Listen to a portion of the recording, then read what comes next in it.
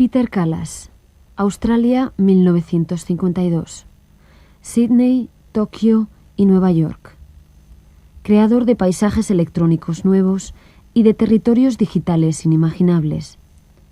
Segundos plagados de emblemas o de ideogramas, de brillantes fondos en movimiento constante. Intrincados laberintos tecnológicos con reminiscencias pop. Infinidad de elementos sujetos a complejas recombinaciones espaciotemporales que, sin embargo, conservan una perfecta coherencia estética y temática. Explosión de imágenes en virtual simultaneidad. Bombardeo electrónico de fuegos artificiales.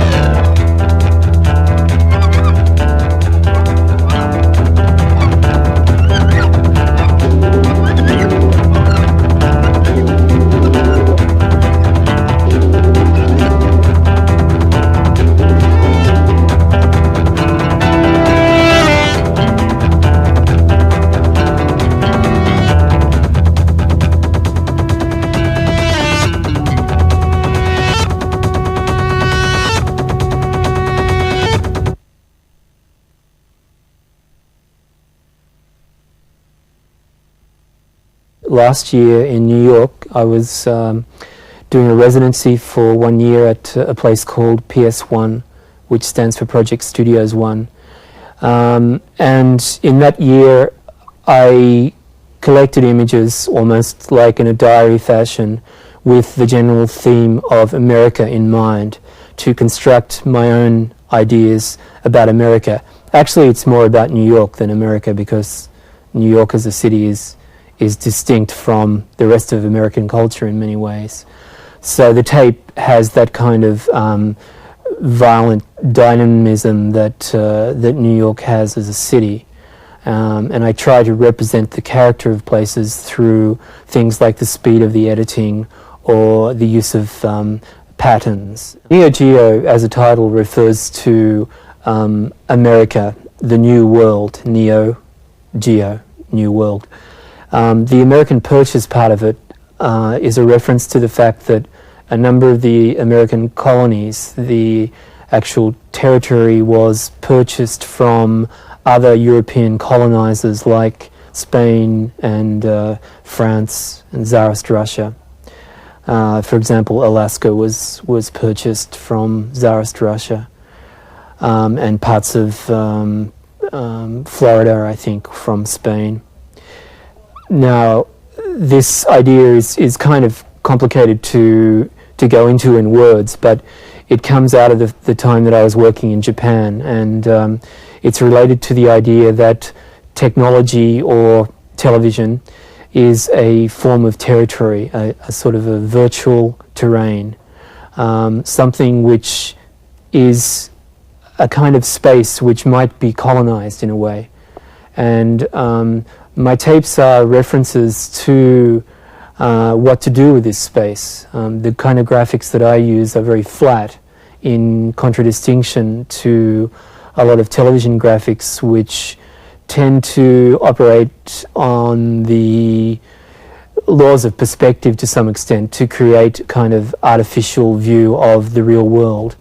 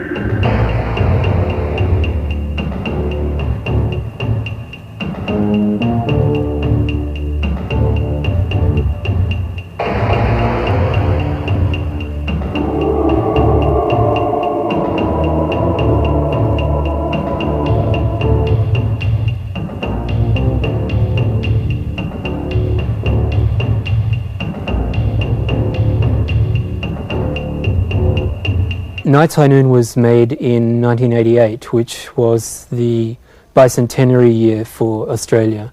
That was the 200th anniversary of the British colony in Australia. And at that time there were a lot of official celebrations, government-sponsored celebrations, and I actually worked on another tape which was made as part of the official celebration.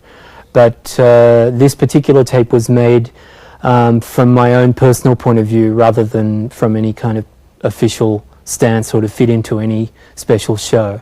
So it represents to some extent my own personal feelings about Australia as an Australian of European heritage. And that is to think about Australia that it's a totally new country. It's newer than America, and the way that it was founded is very different from America. It wasn't founded for the same kind of moral or religious principles that America was founded on. And so I asked myself how was the Australian identity constructed? What went into making the Australian national characteristics? And I think that in the way to make that, there were certain historical events which were significant, and certain things which were significant which have kind of been swept under the carpet. And so it's kind of like an artificial construction.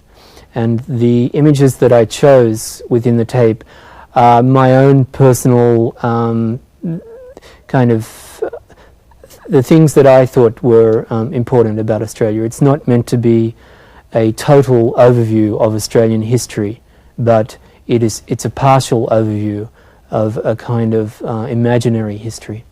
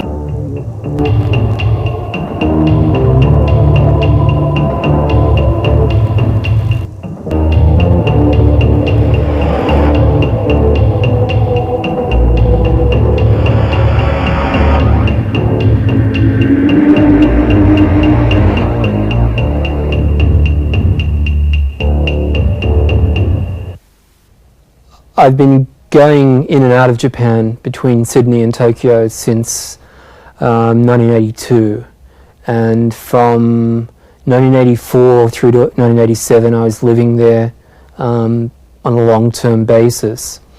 And while I was there, I was invited to do a residency in a Japanese department store in Tokyo. And this store had a very large screen over the entrance, a kind of video screen. And on this screen there was shown kind of background video, but also video art. As an artist, to work in that environment is particularly challenging because the Japanese are mostly interested in volume, just to keep images flowing out. It doesn't matter what the images are, just push them out. And it's like you're feeding this river of imagery. And if you want to put any content to say anything with those images, you have to work twice as hard or 4 times as hard. And to actually put the content in, it's just like throwing a rock into this river of imagery and watching the rock disappear, because everything in those images is just surface. The images don't really say anything in themselves. And the other aspect of what makes it hard but at the same time stimulating to work in an environment like that is that I think that the Japanese hardware manufacturers, the people who make the monitors and the video recorders and so on, think of the technology as the art form. And anyone who calls themselves an artist who uses that kind of technology does is illustrate that art form, that technology. So it's not actually an easy position to work from. But what I decided to do was to kind of do a type of reverse appropriation. You know, the way that Japan picks up from any culture in the world, different images, different icons, and just jumbles them all up together. And that's the way that Japanese advertising works. That's the way that Japanese contemporary culture is. It's a sort of melding without content of everything in the world. So I decided to try to do that with Japanese imagery, and to pick up Japanese imagery without really researching a lot of what was behind that particular image and putting it next to this image. I didn't really want to know what a Japanese person would think if I put this next to this. Just to put it all together and jumble it up and then put it out into the street on the screen. That was the idea behind that work.